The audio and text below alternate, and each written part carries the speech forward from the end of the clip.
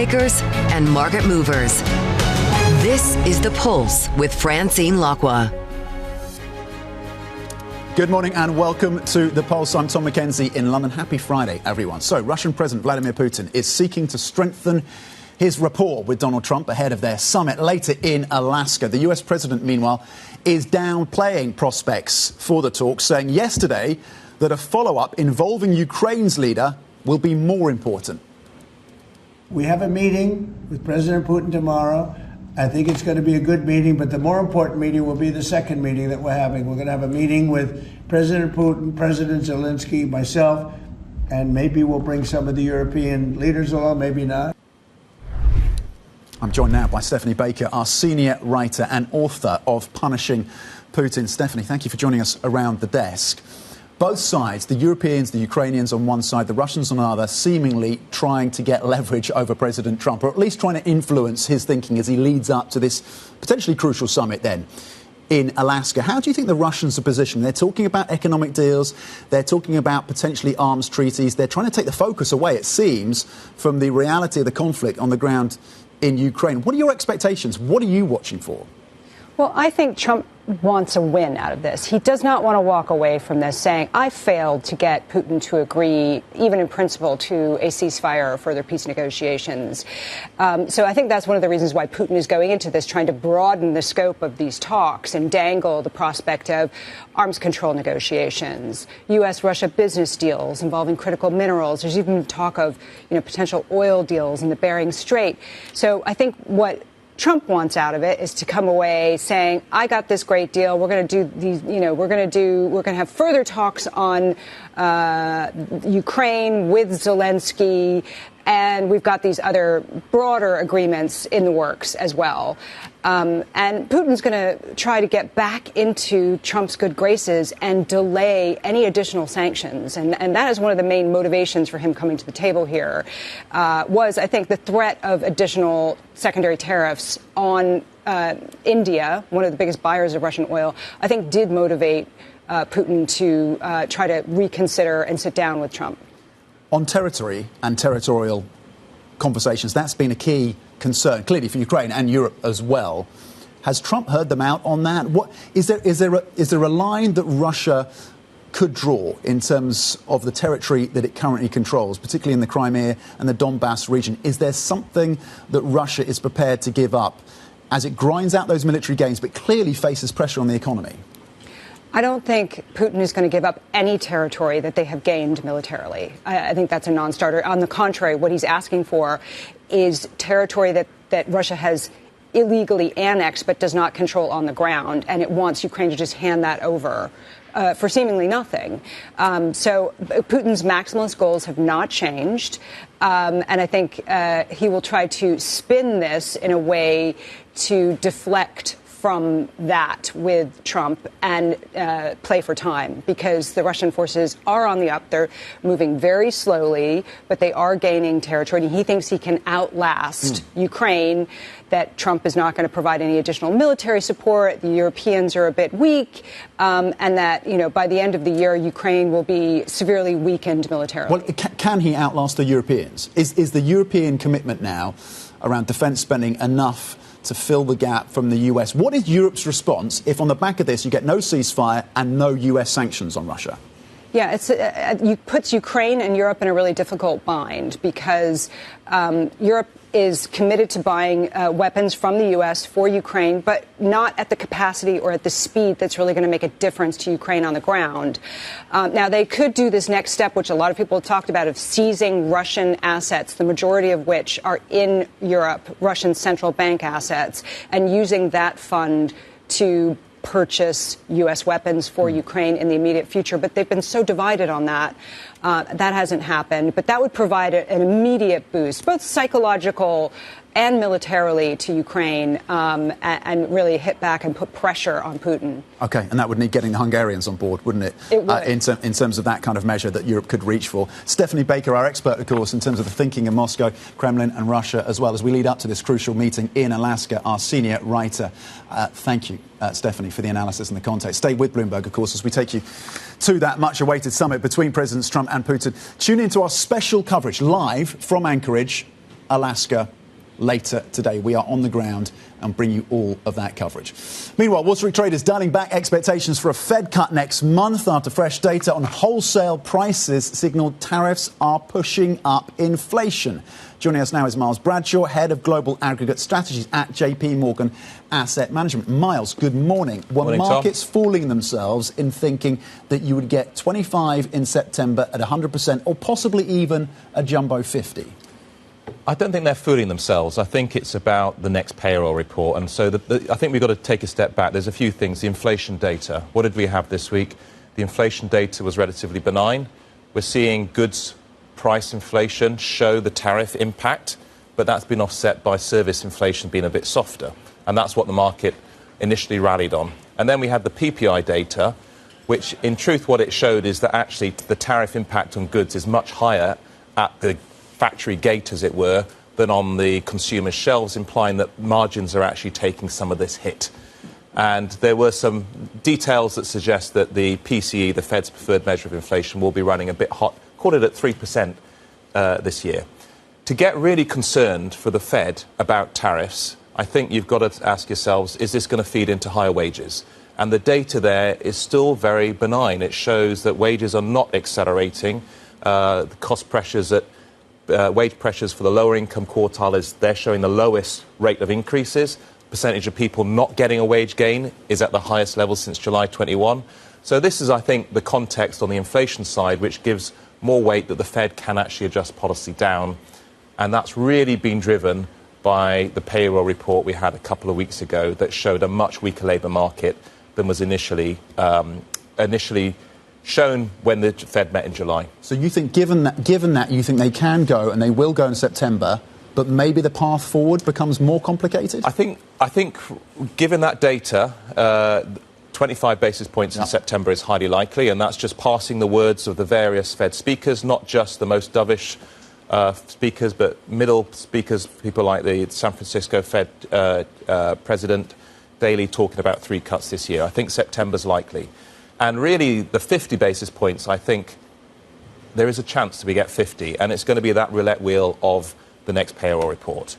You know, if that is showing zero payroll growth, then I think 50 basis points is on the table. OK, so it goes to that emphasis on the labour market. I'm just trying to, if I project out to 2026 and I think about the reworking of the Federal Reserve with Fed Chair Jay Powell out and whoever is in that role, clearly in favour by President Trump, and of course the other changes amongst the governors, I'm trying to think of a more dovish Fed, but at a time when maybe the pass-throughs and tariffs starts to have that impact on wages, starts to have that impact on consumer prices. How do we think about that in 2026? A more dovish Fed, but potentially the data is looking less benign when it comes to inflation. I think, so if you're saying to me we've got wage inflation, then I think that means this sort of changing composition of the Fed may see the Fed a bit slow to respond in terms of higher rates. But I think if you're just talking about consumer price inflation, the base effects are causing the year-on-year rate to go up. We're not seeing the second-round effects in terms of wages. The labour market continues to weaken. It's not dissimilar to what the Bank of England's been facing for the last 12 months and more. They've been cutting rates 100 basis points, while inflation, core inflation, has been running above 3%, and wage growth has been quite sticky above 5%, because they're looking forward at what the growth data is telling them about the outlook.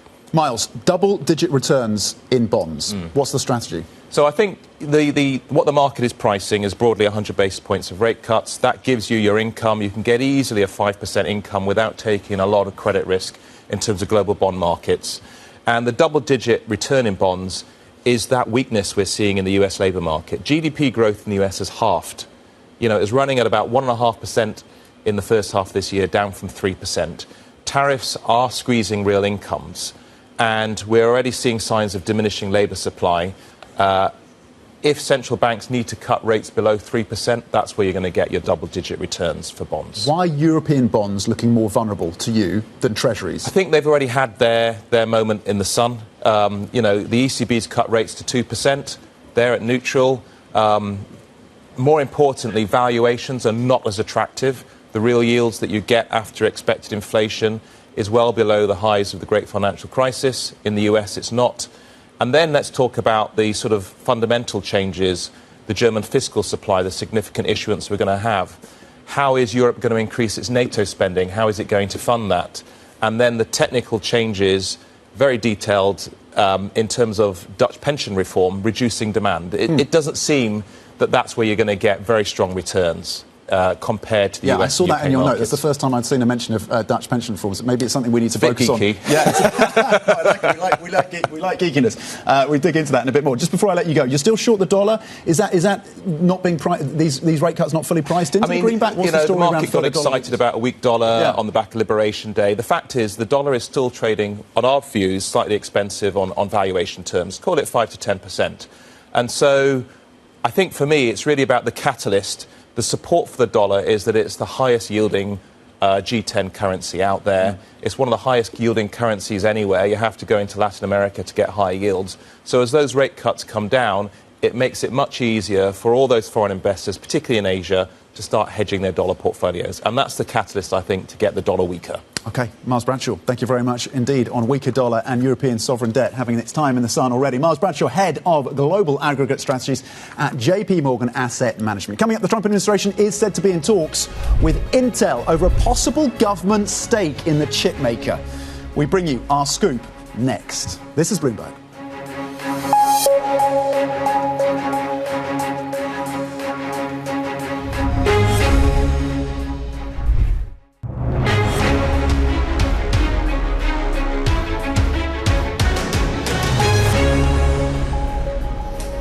The conversations that matter and the insights you need. This is The Pulse. I'm Tom McKenzie in London.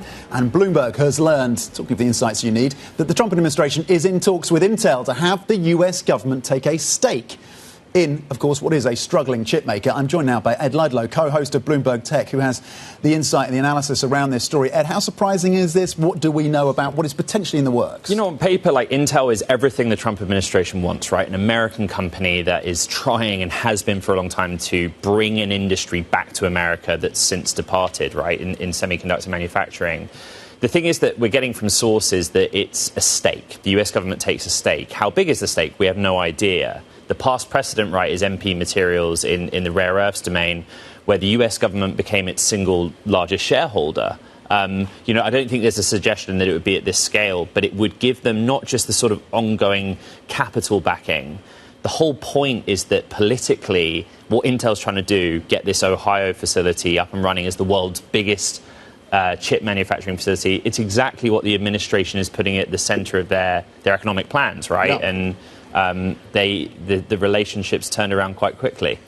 Does it talk to us about what this means in terms of other funding sources from the government for Intel? Yes. So the CHIPS Act, obviously that was a Biden administration policy. The Trump administration have put question marks over that. Where is that funding piece, and what does it mean for the customers, the clients of Intel? Have they locked in any major customers for these foundries? It is the perfect question because on paper, Intel was the great beneficiary of the CHIPS Act, right, in terms of the grants and loans that they were able to secure. The money wasn't forthcoming because it was designed such that until you could show that you were actually going to build and do the thing that the money was intended for, you don't get the money. And I think you used the phrase anchor customer, but Intel just doesn't have any. It didn't have any at that time for lead-edge chip manufacturing. It's why, the political element of this is as important as the capital. Capital's commoditized. Pat Gelsinger, the former CEO, he had no problem getting private sector backing, kind of financing through credit investors and private equity partners. It's just that the Trump administration gets stuff done. And I think it's interesting to see the stock continue to make gains today. Is there a read across to the broader chip sector? Is this a template that might be used in other parts of US tech semiconductor ecosystem? Is the revenue share with NVIDIA and AMD? We just don't know. The thing that the reason Silicon Valley cheers this for Intel is that Samsung and TSMC have invested money heavily into the United States. They've moved quickly to build facilities. But that's a Korean company and a Taiwanese company. Do you really think that in the development, does Silicon Valley really think that their absolute cutting-edge production technique is going to launch first in the United States? Probably it isn't. So they look at this as a second chance for Intel to do the thing it said it's going to be doing for a long time. Will it be replicated to others? they're already behind because Samsung and TSMC have already ramped in the US so quickly. Okay, Ed Ludlow, Yeah. Thank you very much indeed. Yeah, questions as to whether or not some of their customers and clients might be pressured to buy from them instead of TSMC, and whether that has an impact in terms of the quality of the product. But maybe that is a longer-term question. Ed Ludlow, of course, breaking down what we know about that potential investment in Intel from the US government, a story we continue to monitor, co-host of Bloomberg Tech. Turning to China now, where the economy slowed across the board in July, with factory activity and retail sales disappointing. The snapshot suggesting that Donald Trump's trade war may be starting to weigh on global economies. Joining us now is Maria Demertzis, who is the Europe leader of the Economy, Strategy and Finance Centre at the Conference Board. Good morning. Thank you for joining us. So we have a reminder in terms of some of the pressure on these globally important, systemically important economies on the tariff impact. Maria, what is your current assessment in terms of the broader pressure point across the European and Eurozone economy on 15% tariffs as a result of the trade deal with the US and a still struggling Chinese economy? Well, if I may start with the European economy, I think the macroeconomic impact of tariffs, when we were running the simulations at 10%, they were very small. They were the order of magnitude of 0.1, 0.2%. So the 50% tariffs is going to add up a little bit to that, but it is not going to be catastrophic. You know, the impact on the euro economy is going to be small. That is not true, of course, for the companies that will be affected by the tariffs. And of course, there we are going to see some movement. But when it comes to policy, I think tariffs in Europe, they're a bad thing, but they are not something that cannot be managed. And already we see it in the numbers. Growth numbers in the euro area are sustained. They are not affected by the uncertainty that all these tariff stories have generated. By contrast, of course, as you said, with China, where we see the impact is much bigger, and it can actually continue to be, given, of course, that we still have uncertainty in terms of what the trade deal will be. How much of a drag is China for Europe? At this point, we've been talking about the potential turnaround of the Chinese economy. We have a reminder today on the softer data. It's a real estate sector that's faced 4 years now of falling sales. The read across to the Eurozone economy of the world's second largest economy still struggling to get up to gear. This is always a problem for the EU because the EU, particularly certain countries in the EU, I mean, the big countries in particular, rely a lot on Chinese demand for its goods. So, when the Chinese economy is not doing well, the European economy will actually feel that. Politically, however, this is the position where Europe is right now. It is a difficult one. The US is looking to the EU to try and have an ally when it comes to Chinese relationships. The EU up till now wanted to be a bit of an evasive neutral when it comes to this. It doesn't want to have to choose politically where it stands when it comes to China. So that is a difficult position for the EU to be in. I suspect that as the EU is looking more inwards for its growth potential, some of the problems of the Chinese economy has now will become less relevant. But that, of course, is something for the medium term. Is not obvious for the immediate future. Maria, this of course remains a very big if. But if there was a ceasefire between Russia and Ukraine, would that change your forecasts for the Eurozone economy into 2026? Certainly would take away a very big source of uncertainty. Wars are never good for the economy in the long run. In the short run, they provide some sort of a stimulus, and you see that Europe is now rearming, and that, of course, is a fiscal stimulus in the short term. But in the long term, nobody benefits from a prolonged war. So I think, yes, we will have to certainly update the outlook for the future, meaning that it is more prospect for greater growth, both in the EU and the Ukraine. Next to that, of course, you have the big demand for restructuring Ukraine. Current estimates show us that there is going to be a need for about 500 billion euros in the course of the next year, if there were to be a ceasefire and ultimately peace, for reconstructing Ukraine. Just to give you a sense of what this means, this is about 3 times the size of the Ukraine economy today. So this is big. And all of this financing will have to come primarily from European firms, probably other firms too. But I'm sure that Europe will have to play a very big role in terms of reconstructing Ukraine, which is, of course, good in economic terms, if not only in political terms. if we assume that the status quo remains the same when it comes to that conflict, when does that... the fiscal spending on defence and infrastructure from Germany, that's a 2026 story, right? Is that your assessment? I mean, how impactful... When do we start to feel that materially in Europe?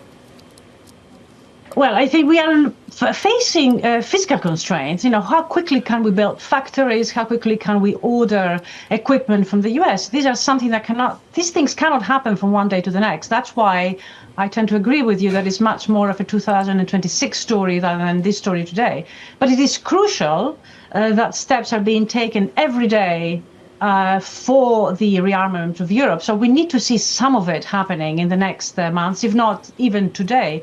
And actually, we see acceleration of production of military equipment everywhere in Europe, including in repurposing factories, empty factories that are available. And some of this movement is happening. It's just that it needs time. Fiscal constraints are crucial here. And that is why I think we need to wait maybe a few months for real positive news to come in when it comes from the fiscal side. Does the ECB also wait? Does the ECB stay on the sidelines through the rest of this year, Maria? I think so. I mean, the latest numbers on inflation have inflation right back exactly where it should be.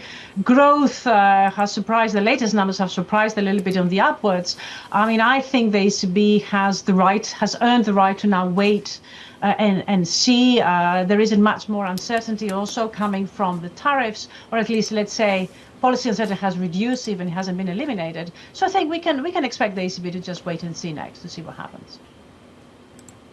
Maria, thank you very much indeed on this Eurozone economy in light of the tariff tensions, of course, and geopolitics as well. Maria Demertzis, Europe leader of the Economy, Strategy and Finance Centre at the Conference Board. Now, London is bearing the brunt of the UK's job slowdown as a combination of tax rises, elevated wage costs and weak consumer spending force the city's businesses to cut payrolls faster than in the rest of the country. The capital has shed almost 45,000 jobs since October, when the Labour government announced a £26 billion hike in payroll taxes and a higher minimum wage.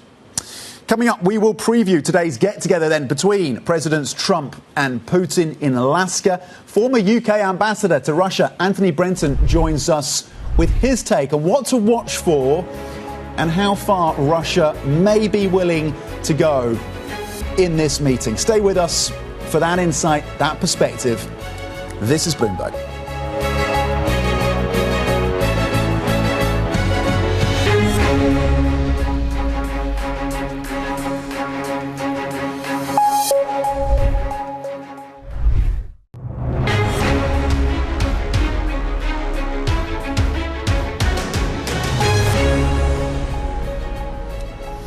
Good morning. Welcome to the Pulse. I'm Tom McKenzie in London. These are your top stories. President Putin dangles deals and a new arms treaty as the Russian leader launches a charm offensive with Donald Trump. We preview today's crucial summit in Alaska.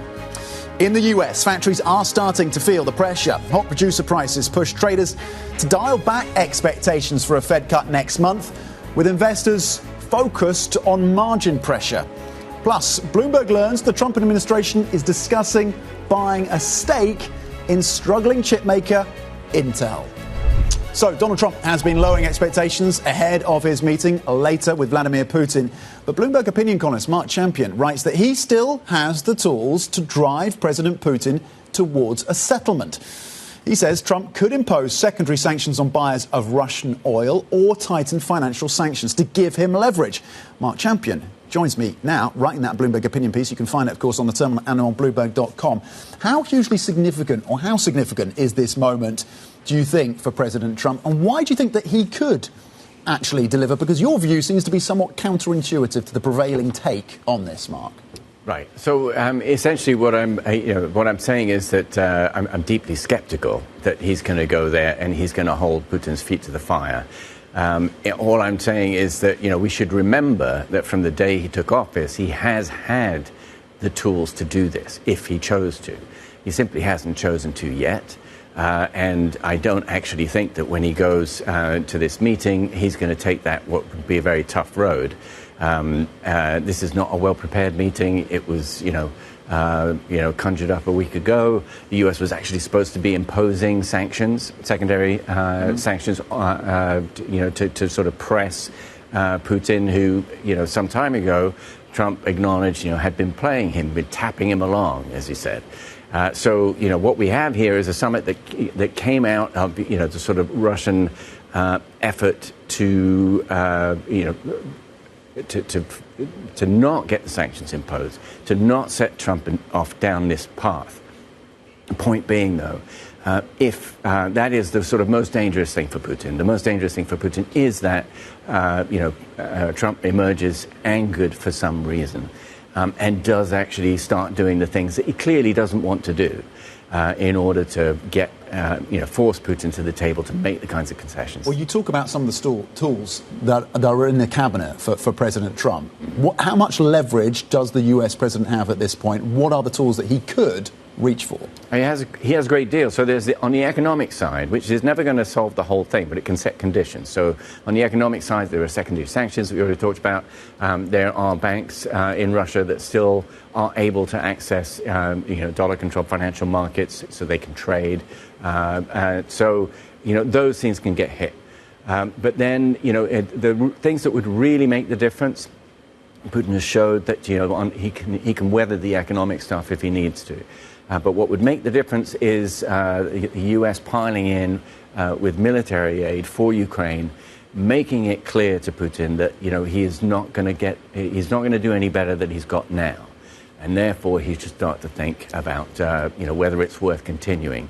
The U.S. does have the capacity to do that, but it's very clear that Trump does not want to. Yeah, there's the capacity, and then there's the political will, isn't there? In terms of the next potential meeting, which really President Trump and his team have kind of almost been putting more emphasis on and saying that maybe Zelensky will be involved in a second summit, possibly even European leaders, what would Trump need to get out of the first summit to satisfy, or the second summit, to satisfy those European leaders, to satisfy Volodymyr Zelensky? Well, I think if he came away from this meeting with nothing but a second meeting in which Putin agrees to sit down with Zelensky without setting conditions as to what... Because at the moment, the Russians are saying, we'll sit down and we'll talk to Zelensky, but first he has to give everything up. And then there'll be a ceasefire, and then we can talk. So if, Trump was to walk away from here and say, OK, I set up a meeting, there are no conditions, Putin's agreed to talk, to sit down with the Europeans and the Ukrainians and myself, I think that would be a win. That would be a significant win. I also, again, don't think it's very likely, simply because it doesn't make much sense for Putin. OK, Mark Champion, thank you very much indeed. Bloomberg opinion columnist, of course, Mark Champion. You can read his piece on the Terminal and on Bloomberg.com. And we will stay with the question of what to expect from this summit and the potential implications, and bring in Anthony Brenton now, former UK ambassador to Russia from 2004 to 2008. Anthony, thank you for waiting patiently in the wings for us. Is the fact that this summit is taking place at all already a win for President Putin? No, quite the reverse, really. I mean, there's been a lot of noise about how this gives Putin prestige and standing and all that stuff. The fact is that in order to solve the problem of the Ukraine war, someone sooner or later is going to have to talk to Putin. Trump, whatever his other qualifications, spotted this, has done the necessary thing, and this is the beginning of a process which is necessary if you want to end the war. What do you think, given your experience on the ground, working with the Russians, working in Russia, Anthony, what do you think Putin and his team, the team around him, are hoping to extract from this meeting? Well, they want to stay on Trump's good side, so they will be given as many concessions as they can without, as they see it, disadvantaging their central interests. And they're under pressure to deliver a ceasefire, which they really don't want to do because they believe they're winning the war. But you might find some compromise, for example, what's been called an aerial ceasefire, where both sides abandon long-range drone attacks, which is helpful because the Ukrainians are attacking Russian energy infrastructure and the Russians are attacking Ukrainian civilians. So that's a possibility. Putin is pretty resistant, it has to be said. Sorry, Putin is pretty resistant, Anthony, it has to be said. On territory, I'll let you finish your thought this time, Anthony. Go for it. OK, no, what I was going to say is that Putin is resistant to actually sitting down with Zelensky. Now, I suspect, given the amount of pressures that are going around, that could be quite a big win for Trump, getting his meeting with Putin and Zelensky at some unspecified date in the future. But that would actually be quite a big step and quite a big concession, at least in Putin's eyes, as a result of the summit. OK, so that could be a win for President Trump, actually fixing down a secondary meeting involving Zelensky. When it comes to the question of territory, Anthony, where do you think ultimately the red line or the bottom line is for Putin at this point? Well, at the moment, he's claiming all 4 partially occupied oblasts. What he did, what Witkoff all excited and got us this summit, was he said, well, OK, only 2 of them we're utterly insisting on having all of, which is Donetsk and Luhansk. And that's a shift. I think in reality, I mean, there's a slightly unreal argument going on about where the borders are going to be and so on. In reality, the only thing which everybody's going to be able to agree on is no shift in their de jure formal positions on who has what, but an agreement that the fighting will stop on whatever line it is at the moment that they reach an agreement. What do you think Trump's maximum points of leverage are at this point? We were talking to Mark Champion, our opinion columnist there, about sanctions and about potentially flooding Ukraine with additional weaponry. Do you agree with that assessment? What tools could and should Trump be looking to pull? Well, he's got a supply of weapons to Ukraine. Particularly now he's got the Europeans paying for them, and that's quite big. I think Mark Champion exaggerates the likely effect of secondary sanctions on oil at any rate. Both Trump and Putin have dismissed their effect, and given that it is India and China who import something like 80% of Russia's oil now, Trump has tried to impose sanctions on India's import, and the Indians have basically told him to get lost. Trump isn't even going to try with regard to China because he's already got big problems, a sanctions war going on with China. Are we getting to a point, you talk about Europeans buying American weaponry, are we getting closer to that point, Anthony, where Europe could fill the gap militarily, economically as well, should the US pull back from its support for Ukraine? This, in many ways, from the side of the pond, is one of the most interesting questions. Europe, the mood in Europe has transformed. Europe has become a great deal more realistic about the need for it to pull its weight militarily. And Ukraine could well be the big test, because Trump, up until earlier this week, was saying that he didn't want the US to have anything to do with guaranteeing security for Ukraine. So if we get an agreement, key part of that agreement has to be some sort of assurances for Ukrainian security. And it looked very much as if Europe alone was going to have to provide them. That's changed a bit, and I think it's one of the more important shifts that Trump has made this week, that Trump has now said that the US is willing to be involved in supplying security guarantees. But nevertheless, Europe, it could play a big role in this, and that will then be a substantial step towards Europe doing significantly more in this area, in international life more generally. Anthony, given that you represented Her Majesty when you were in Russia as our ambassador, what is your assessment, what is your take in terms of how well the UK government has played its hand so far? I think we've done pretty well, I have to say. We are in the lead in giving Zelensky assurances of support and help, and actually in the lead in supplying help at the very beginning when the Russian invasion started. I think since then, we have remained in the forefront on all of that. I think we, like all the rest of Europe, have stupidly really got stuck in the position that we're not going to talk to Putin. It was obvious that sooner or later someone was going to talk to someone to begin to find a way out of the war, and it was Trump who spotted it. We could have got there earlier if Europe had been a bit more rational about the fact that we may detest Putin, we may view him as a bad man, but occasionally in international life you have to talk to bad men. Is the economy of Russia we've done some analysis this week in terms of the challenges around the Russian economy. How much resilience is there? To what extent is that weighing on the shoulders of President Putin at this point? I don't think he's too worried. There's been a consistent tendency among international commentators on the Russian economy to exaggerate the threat to it, to exaggerate how close to the cliff edge it is. Now, there are undoubtedly problems there. The oil price looks as if it's going to go down, and that's the biggest single parameter in deciding Russian economic prosperity. There's an inflation problem. There's a lack of manpower problem. And there's potentially an extra sanctions problem.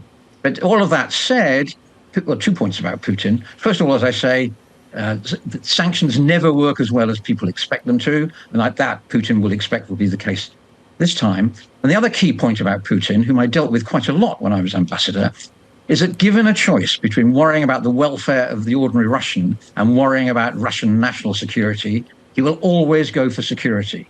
So if necessary, he believes that his people will take the hit of extra sanctions in order that Mother Russia will triumph. Very valuable context ahead of this crucial meeting in Alaska. Anthony Brenton, former UK ambassador to Russia. So thank you for your time.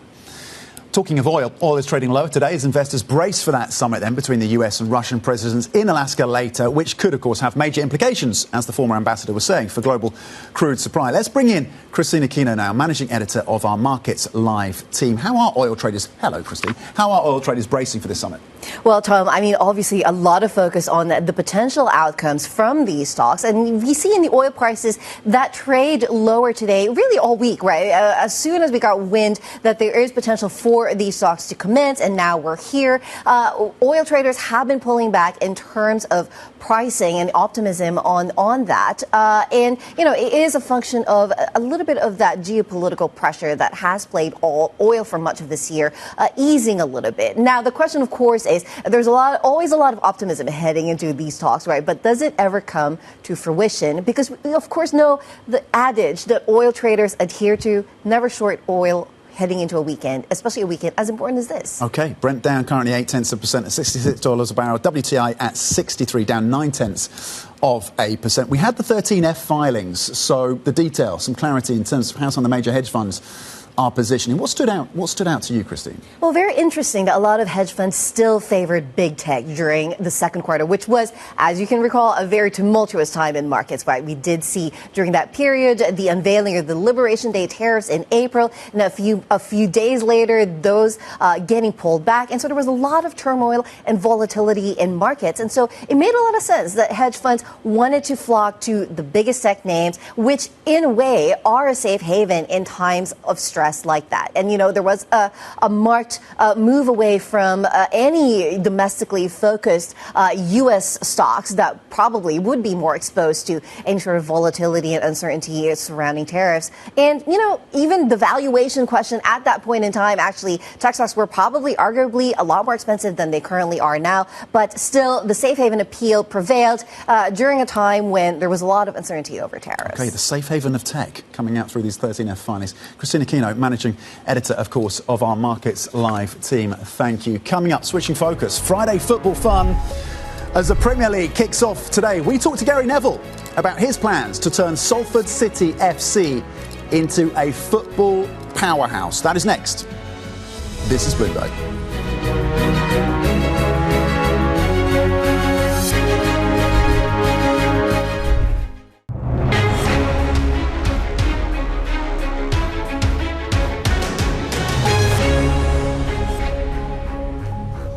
The conversations that matter, the insights you need. This is The Pulse. Happy Friday. I'm Tom McKenzie in London. Mark your calendars then, football fans. The English Premier League is back today after a summer, of course, of big spending as the country's top teams snap up star players. One team not yet in the Premier League, but with no lesser ambitions, is Salford City, which recently announced insurance heavyweight AIG as a minority investor and commercial partner. The deal marks the first time a Fortune 500 company has taken an ownership stake in a League Two English Football League club. Very pleased to say we are now joined by Gary Neville, co-owner of Salford City. Gary is also a real estate investor with properties including the acclaimed Stock Exchange Hotel in Manchester and, of course, an 8-time Premier League winner with Manchester United and, of course, playing 85 caps for England. David Hellier, who covers the world of sport and business for Bloomberg, is also with me in the studio. Gary, thank you very much for your time. Let's start with the AIG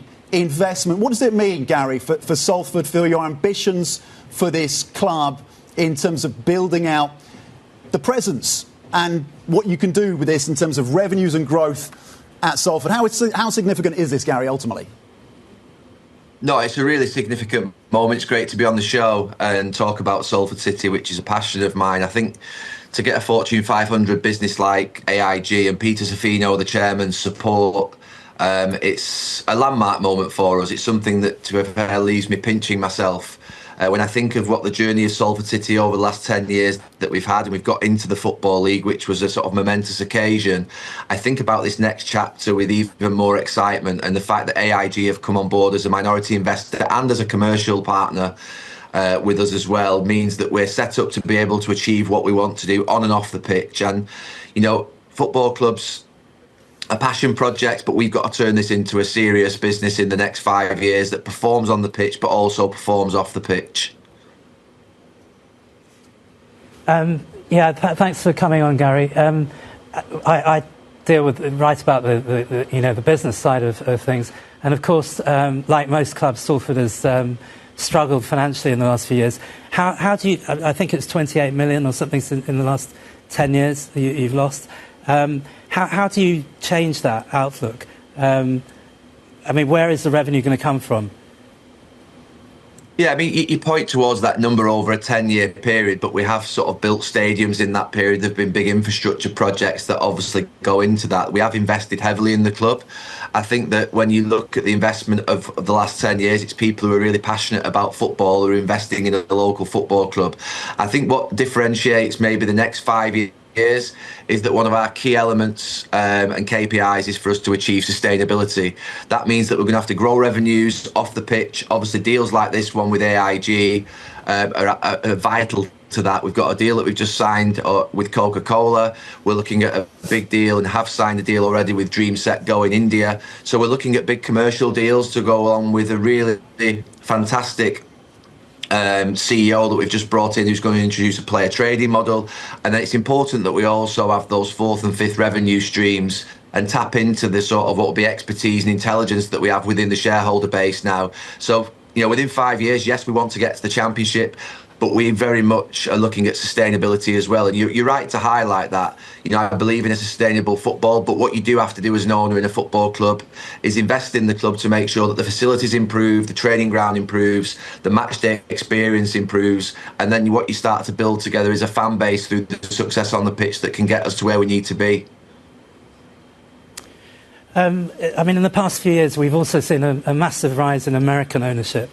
We wrote a piece last year showing that like a third of Football League clubs are now owned by American owners, and some of them have been like Wrexham and Birmingham City last season were very successful. Others haven't, like Carlisle, haven't been so successful.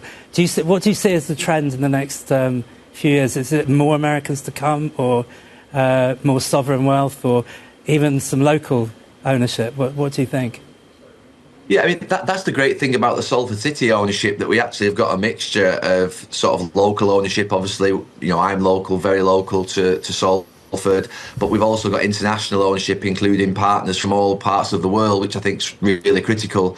I think when you talk about American ownership specifically, I think they see real value in English football clubs because of the cost of buying sort of franchises and sports projects over in the US. So I think when they look at actually sort of English football, and the reach of English football globally is enormous, and they look at the price tags that are associated with clubs and think actually it's really good value and presents good growth opportunities in the future.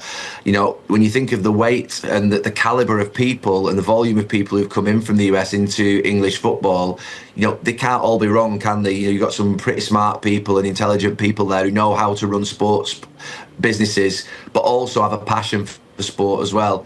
You know, there is a concern that obviously we want to make sure that we keep the heritage and the traditions of the game in England. And we had the Super League obviously a few years ago, which was obviously very importantly stopped. We've just got to make sure that the things that we hold dear in this country are kept. But I think we're on the right side of that now, and I think that the ownership, to be fair, of the Premier League clubs and other clubs in the EFL, very varied, local, international, Middle Eastern, Asian, sovereign wealth funds, as you've said, and obviously US. So we've got a real sort of attractive base in England, and it's the game's in great shape. Gary, you talk about the Super League. If that was to rear its head again, how much of a threat would that be to clubs like Salford? Yeah, it won't rear its head again in the form that it came last time. That was just completely, it was wrong, and it was pushed back heavily, and I think the clubs that signed up to that will never make that same mistake again. It was incredibly damaging for them from a reputational perspective at that time. So I don't think we'll ever see the Super League come back. But what we will see, like we've seen with the FIFA Club World Cup, we will see new proposals for elite tournaments. And as long as the actual entry and accessibility to those tournaments is fair, then there's no problem with that. The problem with the Super League was it was a closed shop for the top clubs, and that basically other clubs were going to really struggle to be able to compete, and it would have damaged not just the game in England but the game around Europe. So yeah, we won't see the Super League in anything like the same format that it came forward before. And actually the Premier League at this moment in time is a little bit like the Super League in the world in respect of the sort of global nature of it, the money in the game, the fans that watch it every single week. And we obviously want to be part of that with Salford City. You know, we're really passionate about our football club, the drive and ambition within the ownership set, including AIG, and to have Peter Zaffino, you know, AIG's chair and CEO, backing us in the way in which he has, gives us real confidence that where we can take this project. I was wondering what you think about the regulator coming in. Some people have really been against the regulator, but can the regulator improve the situation that we have? You know, we've got clubs like Sheffield Wednesday struggling to field teams. You know, Macclesfield. I mean, Morecambe. What do you think of the regulator? Do you think that would be a benefit to the game? Look, I really hope so. I've been championing the regulator for a number of years now, because we do have some blockages within the game, and what the game has created in England, which I don't think was ever the intention, it's created cliff edges. So you've got the top 6 clubs which have huge revenues, but then you've got the 14 other Premier League clubs which are really struggling to compete, and I think we need to make sure we just keep an eye on that. You've then got the drop between the Premier League and the Championship, which the revenues for the bottom of the Premier League for broadcast income are £100 million. The top of the Championship is about £6 to £8 million. So you've got this huge gap in revenue between the two leagues, and we need to make sure those cliff edges don't exist. We need to make sure we smooth them out so that there's a real opportunity for clubs to be able to go up into the Premier League and compete. The regulator doing their job properly, I think, can be good for the Premier League, but also good for the rest of English football, and it can set a precedent in terms of how we protect and guard the game. We need, if you think of when you go 10-pin bowling, you have those guardrails up that stop the ball going down the edges and falling off. That's what the regulator should be doing, is making sure that, you know, we know that football clubs are owned by owners. We know they're going to run those clubs and drive them forward to the best of their abilities, but we need guardrails. Gary, in just 10 seconds, who wins the English Premier League this season? Arsenal, because I can't say Liverpool.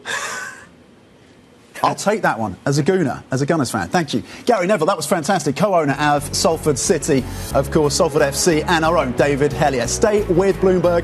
We've got a lot more, of course, as we focus on that summit between the two presidents, Trump and Putin. Tune in to our special coverage live from Anchorage, Alaska. Up next, Bloomberg Brief.